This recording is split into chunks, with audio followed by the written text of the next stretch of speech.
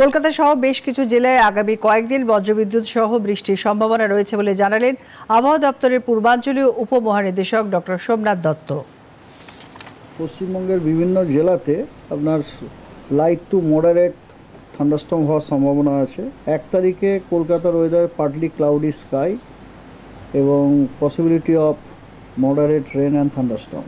2 তারিখে thunderstorm with rain and lightning. 3 তারিখেও তাই, thunderstorm with rain and lightning.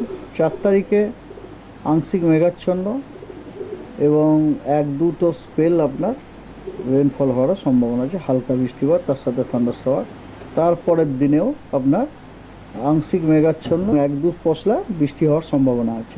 উত্তরবঙ্গের সব জেলাতেই ফেয়ারলি ওয়াইড স্প্রেড রেনফল বলা হয়েছে। এগুলো সবই ইন্টেন্সিটি ওয়াইজ এগুলো সবই আছে হালকা মাঝারি। আর স্পেশাল ডিস্ট্রিবিউশন হচ্ছে অনেক স্থানে আপনার বৃষ্টি হওয়ার সম্ভাবনা রয়েছে। আর দক্ষিণবঙ্গেরও ম্যাক্সিমাম জেলাতেই আপনার ফেয়ারলি ওয়াইড স্প্রেড রেনফল হওয়ার সম্ভাবনা আছে। অর্থাৎ অনেক জেলাগুলির অনেক জায়গাতেই হালকা মাঝারি বৃষ্টিপাত হওয়ার সম্ভাবনা আছে। কেবলমাত্র কয়েকটি জেলা বাদ দিয়ে, সেটা হচ্ছে 2 বর্ধমান, বাঁকুড়া, হুগলি, হাওড়া এবং কলকাতা।